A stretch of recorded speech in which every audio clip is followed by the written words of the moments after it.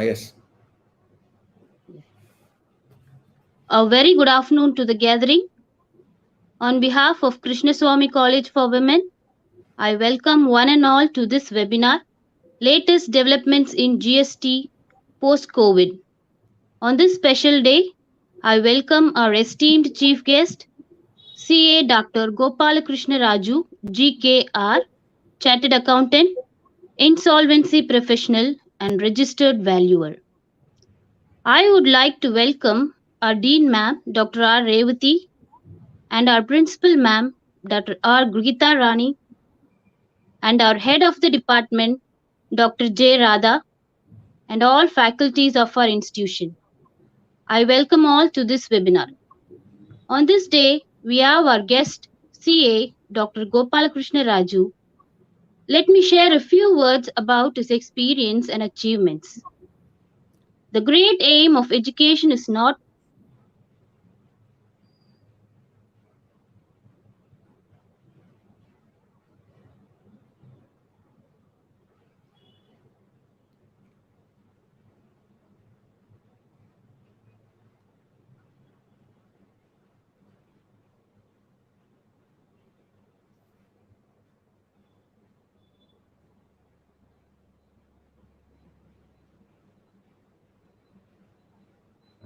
Madam. Audio.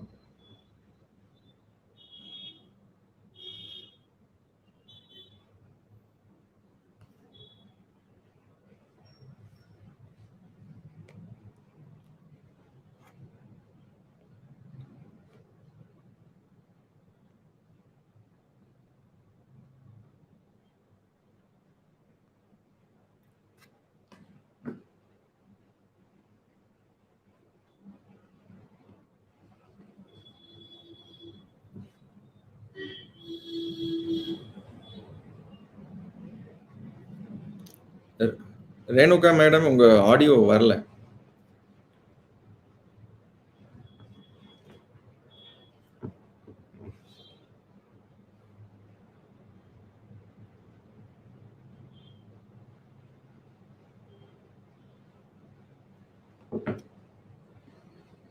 Sir, can you hear me now? Please go ahead. Yes, sir. Sorry for the disturbance.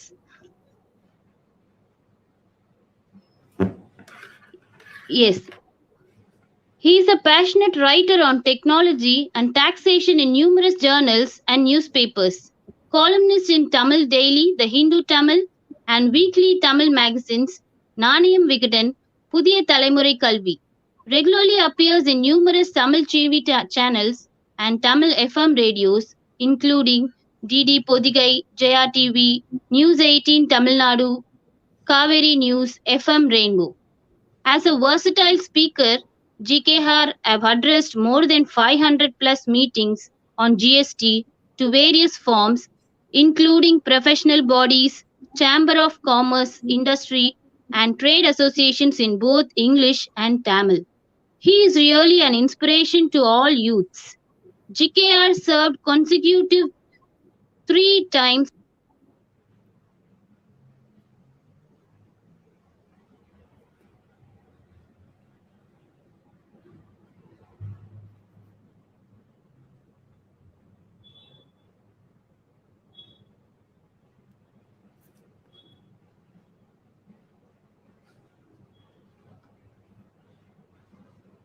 Sir, we would like to hear from you, sir.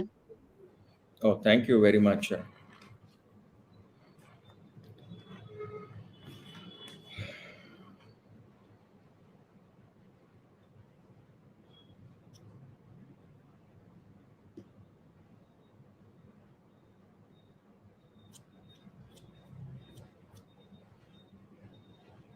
Yeah.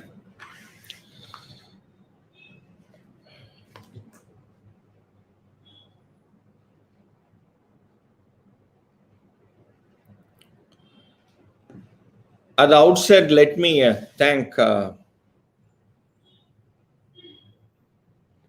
Shri Krishnaswamy College for Women, Department of Commerce General, for inviting me for this webinar on latest developments in GST. post-COVID. And I must place on record and appreciation the kind of support extended by the head of the department, organizing secretary, and principal, dean, director, and Professor Renuka of Shri Krishnaswamy College for Women for ably organizing this particular program, which is a virtual program on latest developments in GST. Now, when this particular topic was brought forward, I made it a point that being the UG and PG students, I thought it fit the latest developments that has taken place, especially post-COVID. Last year, 2020, there has been a lot of developments. And almost from 2017 onwards, from 1st July 2017, a lot of developments have taken place. And one such very important development, which will actually create the face of the facelift of the entire GST will be made because of this one particular change, and that is e-invoicing. I think this is one very important change which has been brought out, and in the GST Council, in their 35th meeting, they have made it a point to bring this concept called e-invoice in India. Now, let me go very slowly. Actually, last year, it was introduced in a phased manner. So maybe even if it is a pandemic year, people thought it, okay, being a pandemic year, how these kind of developments will happen. You will be seeing that everyday newspaper, there used to be some news, especially on ITC. Okay, so input tax credit frauds and fake invoices, and a lot of scams, especially with respect to availing credits on input tax under the GST regime. So all this is only because of one reason. What is it? People are not clear and aware that this entire system is a very robust system, and whomsoever the issues an invoice, it is actually been reflected in the system. And anybody who is not a manufacturer or who is creating the invoices in a dummy format, they will automatically be exposed because of the system is very robust. To understand this, we need to actually know a lot, and especially on e-invoicing concept, which is the, I will call it as the strongest part. I will call it as the backbone of the GST system. So let me go step by step actually. Let me take you to the first step. What is the first step is, this happened exactly last year in 3 phases. They started on 1st of October 2020. On 1st of October 2020, they announced that those who have turnover above 500 crore, they have to mandatorily come under invoicing. And slowly, 3 months later, from 1st of January 2021, they reduced that 500 crore to 100 crore. And again in 3 months' time. So from 1st of April 2021, they reduced 100 crore to now 50 crore. So the first point is, what is this turnover, to whom it is applicable? Please understand, this turnover is any preceding financial year from 2017-18. Meaning, financial year 17-18 turnover, or 18-19 turnover, or 19-20 turnover, or 20-21 turnover.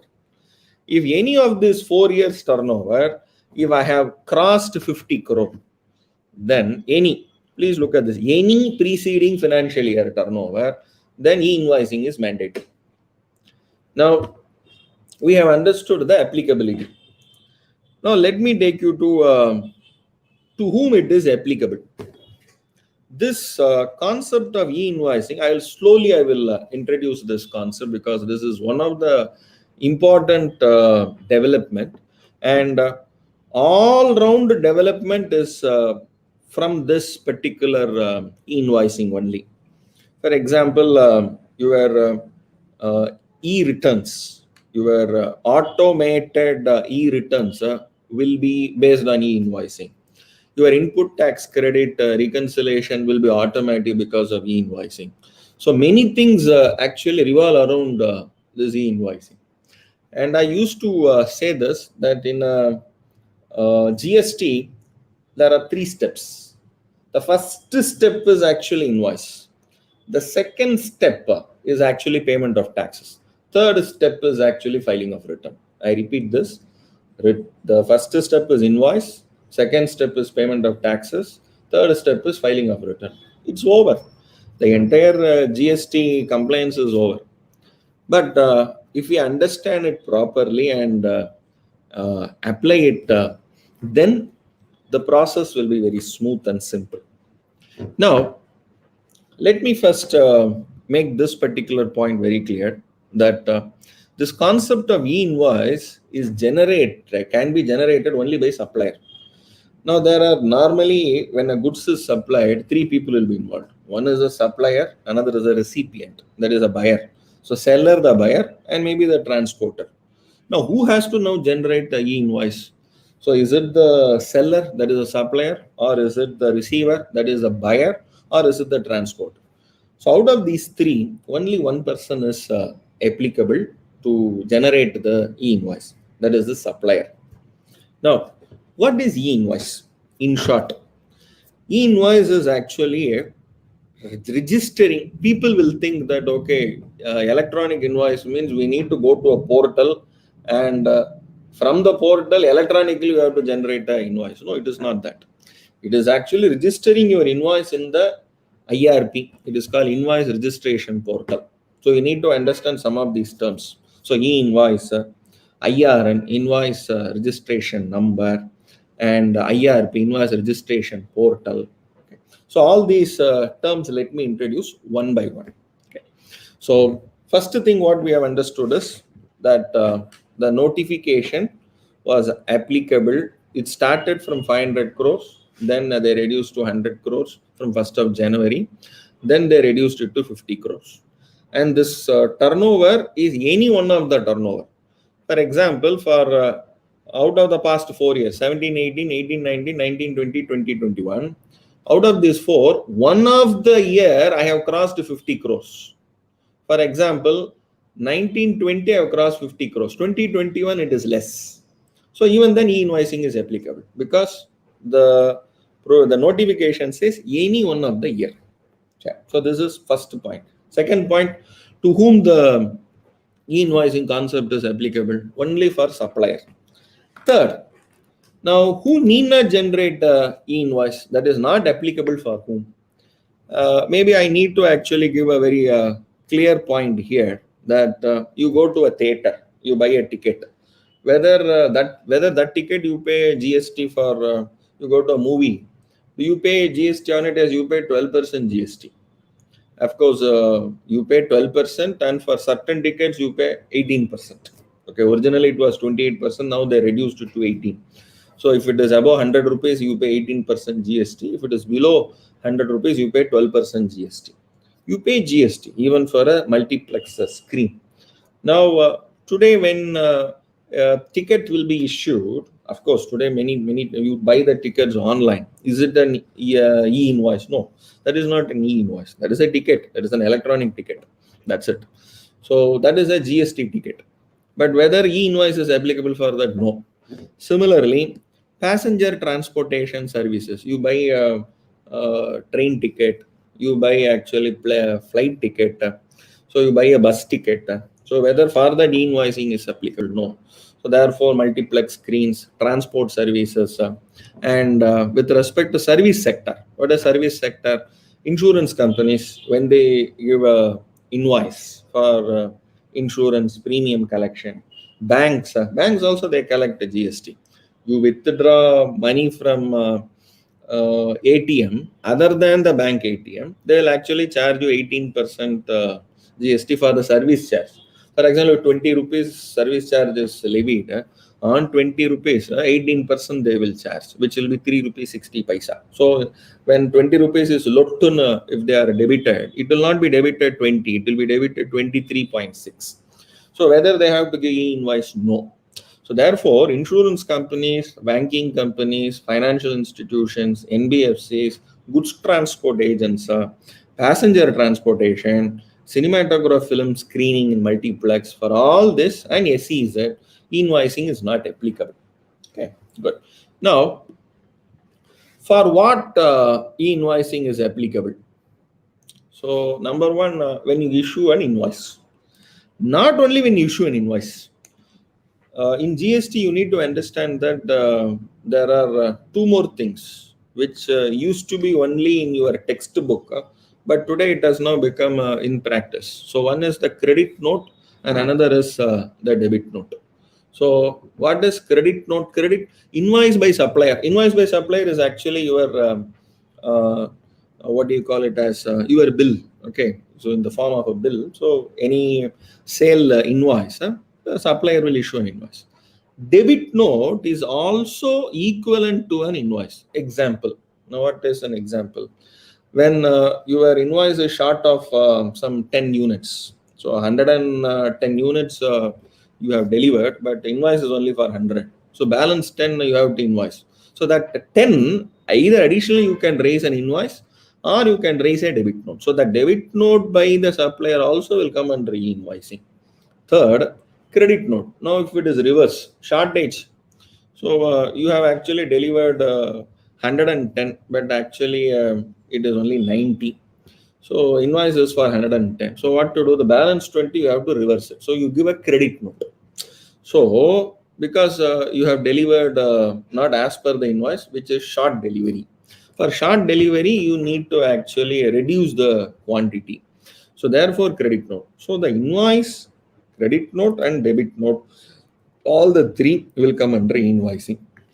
Now, let me share with you. This is a very important document, which is a 21-page document, which speaks about how the e-invoicing takes place. So the first thing with the generation of e-invoicing is, number one is registration.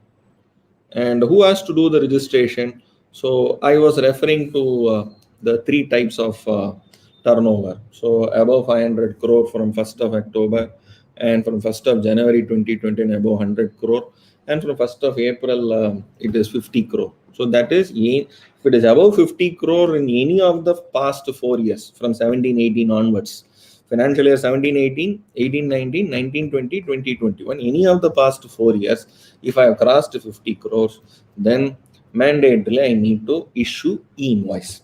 Now, for first step towards that is registration. So I need to first create a login. So, and if you are already created a login in especially in e-way bill portal, that login itself is sufficient. So registered person first must create their registration with invoice registration portal, IRP. So this registration is the step number one. And that portal is called as IRP, Invoice Registration Portal. Actually, why this is called as an invoice registration portal? Very simple. Every invoice which you generate, although through the ages you have been generating invoices offline only. So using your own software, or manually you will be generating, or you can use any accounting software or billing software, you generate an invoice. That invoice you have to continue. Number one. Number two, now once that invoice is prepared, how that invoice can be converted to an e-invoice? That step is called as, what you call it as, you have to convert the invoice data, you have to upload the invoice data to the invoice registration portal. So that they call it as a file. That file is called it as JSON file. So how do you do it? So there will be a utility. So that utility you can download it from the portal, or that utility you can integrate it as part of your software. So any one of this you can do. Number one, utility you can download it and upload the respective JSON file. What is called as a JSON file? JSON file is nothing but your invoice details. You are keying into that particular format and uploading it. It is actually called as an EDI. In technical terms, it is called as electronic data interchange. Your invoice data you are uploading and getting a invoice reference number, IRN. So your invoice you are registering in that particular portal. That is why it is called invoice registration portal. So your invoice data you are uploading and registering in the portal. When you register, it will go register and it will come back with the IRN. This IRN is actually a 64 digit number. It is actually a 64 digit number. And either you can have it as a 64 digit number, or you can even have this e-invoice as a QR code also. So IRN, this is one format. Another format is QR code. So please look at this. On reporting, the IRP returns the e-invoice with a. So how this e-invoice is returned is nothing but a 64 digit number. So the 64 digit number is the digest of your entire invoice data. Okay, your entire invoice data is digested, it is registered, and it is returning you a unique 64 digit number. And that 64 digit number, after digitally signing the e-invoice and adding a QR code, now that you can even incorporate it as part of your invoice also. That 64 digit number, you can incorporate it as part of your invoice, and then you can give a printout of it. Or you can even, invoice can be issued to the receiver along with QR code also. You can convert that into a QR code, and that also can be given. Now I'll just share with you a format. So how the invoice will look like. I'll just show you one particular format which is also here. So let me just show you that particular format. Please look here. So this is how your e-invoice will look like. So e-invoice system. So please look at this is your QR code. So you can either have this. So your normal invoice details, everything is there here. So your seller detail, purchaser detail, goods detail, HSN code detail, everything is there. So only thing is this information is uploaded and you get a 64-bit number. And that 64-digit number is here, IRN. So you can put the IRN also as part of your e-invoice, and you can even have the QR code also as part of this.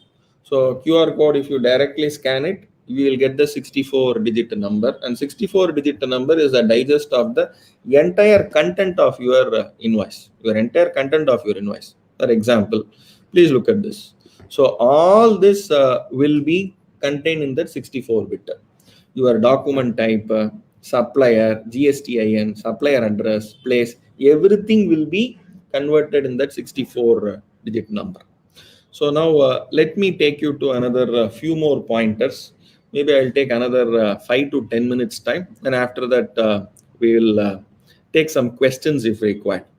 Now, the next point which I want to share with all of you is with respect to e-invoice. Once e-invoice is generated, what is the advantage? The main advantage is the e-invoice information is auto-populated, and your goods and service tax return number 1. I repeat, your GSTR1. So, what is your GSTR1? GSTR1 is your monthly invoices summary details which you have to upload. There are two things. Number one, your B2B, business to business, and business to your consumer. So B2B and B2C. B2C is actually a consolidated one-line data. B2B is you have to go invoice-wise details. Now, this detail is actually will be auto-populated. So you need not actually prepare GSTR1 once again. So presently, these GSTR1 will be manually filled up. So whatever data you have to take the data and manually you have to fill it up. Now, filling up of this GSTR1 is not required. It will be auto filled up, auto populated because of the e-invoicing generation. So this is now forming part of your system from 1st of October 2020 onwards. Now the only thing is how you will make this process a smooth process. This process can be a smoothened process provided you integrate your system. We call it as an API integration. So application programming interface. That is nothing but very simple. Your accounting software will actually have a integration with that particular portal. Nothing but whatever data you have in your accounting software, it will convert to JSON and it will upload it, and again it will receive. So that the integration, so machine to machine it will speak. The data transfer will be done by the software itself, which majority of the software providers are now giving, especially whomsoever they are actually GST Suvidha providers. We call them as GST SP. So they are all giving as a solution to the package, to the accounting software. Sometimes your accounting software can be even a unique accounting software also. This integration can be done by the respective GST Suvidha provider, which is actually an electronic data interchange. Your data output will be transferred or will be uploaded to the portal, and it is received in the form of an IR, invoice reference number. So this part alone, what do you call it as a postman job? This postman job is done by the respective API integration, and this API integration can be done by the any of these GST Suvidha providers. So sometimes the software itself will be upgraded with this kind of API integration, and it can be testified with one or two, because already in your system you are generating invoice. So only thing is you need to actually bring out that QR code and that IRN number. For generating a QR code and IRN, you need to upload that invoice data to the portal and then receive back the IRN. So which will take actually a fraction of seconds. So system itself will do it. So, and this process entirely is currently in place, and from 1st of April 2021, maybe in another 1 week time. So many have to actually, they have to move towards the e-invoicing, and this particular change is going to actually give a lot of advantages. So one of the biggest advantage is, please look at this. So these are some of the main advantages. First is it plugs the gap in reconciliation under GST to reduce mismatch errors. So what do you mean by that? So first thing is whenever, especially when a sale is made as a supplier, the input credit has to seamlessly go to the respective buyer. So that will be done automatically. So all through this past 3 or 4 years, people used to take credit based on invoice, based on 2A, based on 2B, and they used to actually reconcile these things. So all this will now be done away with. So once an e-invoice is generated, it is automatically reflected in my GSTR1, and the credit will be seamlessly passing on to the respective the receiver, so the respective buyer. So e-invoices created on one software can be read by another, allowing interoperability and help reduce data entry errors. What do you mean by this? Simple.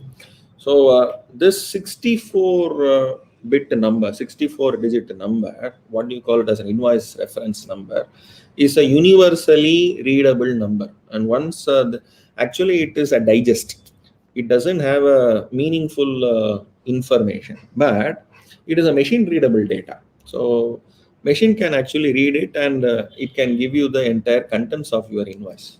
So that is the biggest advantage. Today e-invoice can have up to 100 lines. So that means you can have a 100 line invoice in one particular e-invoice. So real-time tracking of invoices prepared by the supplier is enabled by e-invoice. So what is the present situation of your invoice? And once an e-invoice is generated, you cannot, can you cancel that invoice? Can you actually amend that invoice? So all those things we'll see. Maybe if questions are asked, I'll try to answer one by one. So I just want to share with you this particular part. So this is that particular question which I have raised just now. Can I amend details of the invoice for IRN that has been already been generated? So once you have uploaded, so there is a small mistake. So one line you want to delete, you want to change, you want to update it. Is it possible? Amendments are not possible on IRP. So only thing what you can do is you can cancel the invoice and generate fresh. So can an IRN reported to IRP be cancelled? Yes. Cancellation request can be triggered that too within 24 hours from the time of reporting to IRP. So however, if the e-way bill is generated based on that, IRN will cancellation will not be permitted. So can an invoice number of a cancelled IRN be used again? No, because that 64 digit number, once it has been cancelled, is cancelled. Okay, so once an IRN is cancelled, the concerned invoice number cannot be used again to actually generate another e-invoice IRN. Okay, so can I partially cancel a reported invoice? For example, there are 5 lines you have given. So out of five lines, the second line you want to actually amend. So that alone you want to actually change. No, not possible. That is not possible. So that is why once the invoice is prepared, you prepare it offline, prepare it in your system, and check it properly before you upload it. So you can check it twice, thrice also you can do it. But even if, despite that there is an error, what to do? Only thing you can do is you can cancel it. Okay. So this is the point which I made it. The e-invoice linkage with e-way bill and GST return. Very, very important. Now, I just want to make one observation here. This entire concept of e-invoice, it actually started in 2017 itself.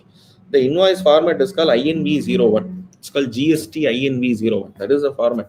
Now, why this format is so sacrosanct? Because this GST INV01 format, once you create this GST INV01 and you create an e-invoice, number one, automatically your GSTR1 is auto-populated. Number two, automatically by putting the respective IRN number, your e-way bill is also automatically pre-filled. You need not actually fill the entire e-way bill form. Give that IRN alone, or you can even click and then say prepare the e-way bill for this particular IRN. It is automatic because system is already there. So therefore, the linkage of, because invoice data is already there. So invoice data in two places it will be used. One, e-invoice has to be summarized in your GSTR1 return. Number two, your e-invoice data has to form part of your generation of your e-way bill. So for both this purpose, your e-invoice will be much useful. So therefore, auto generation of e-way bill information, once the e-invoice is generated, it is going to be a most I will call it as error-free method of e-way bill generation. Okay, error. So the only information which we need to fill in e-way bill is the details of the truck, details of the transporter's detail. So driver details and truck details. That alone we need to fill it up. Invoice detail need not be filled up because it is auto filled up. Okay, good. So I think I must stop here and must thank the entire team at Sri Krishnaswamy College for Women for giving a wonderful opportunity to share my thoughts on this particular topic. Any questions are welcome, or I will thank the organizers, especially Madam Renuka and the team, for giving me an opportunity to share my thoughts on the latest development. And I'm sure this input will be of much useful to the entire student community to actually upgrade themselves and update themselves, because whatever may be your syllabus, the past 4 years development, especially with respect to e-invoicing, is going to actually change the face of the entire subject called goods and service tax. The way at which maybe the principles are not going to change. Invoice will be there, the payment of taxes will be there, filing of returns will be there. So only the method of preparing invoice using technology has been upgraded.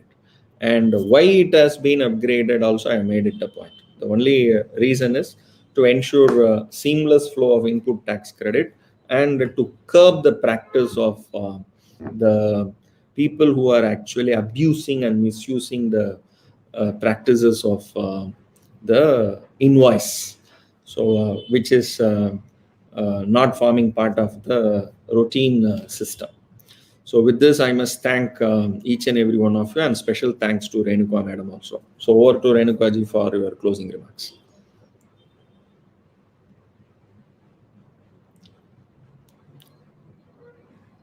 Renuka Madam? Can you hear me, sir? Yes, Madam. Please go ahead. Yes, sir.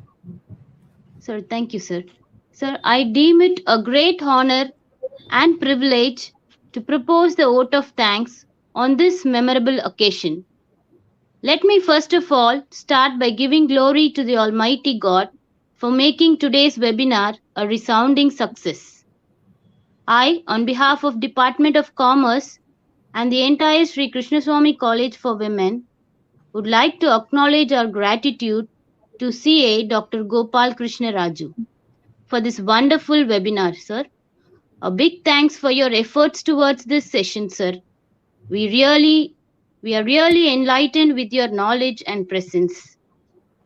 And I also extend my thanks to our management, dean, principal ma'am and HOD and all other staffs for their valuable contribution, guidance and encouragement.